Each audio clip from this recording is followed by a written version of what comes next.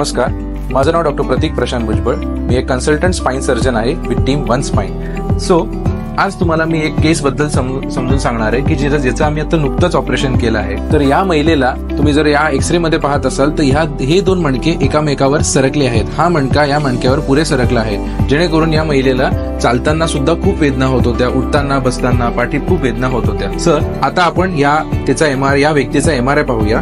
तर आपण या MRI मध्ये पाहत असाल तर L34 आणि L45 जे आपण इथे बघितलं त्याच MRI मध्ये हे सगळं जी गादी आहे या नसांवर दाब करत आहे, जेणेकरून आजूबाजूची जे नस जाणारी लेफ्ट आणि राईट पायाला जाणारी जी नस आहे ती दबल्या जात आहे. तर याच्यासाठी आज आम्ही तिची शस्त्रक्रिया केली.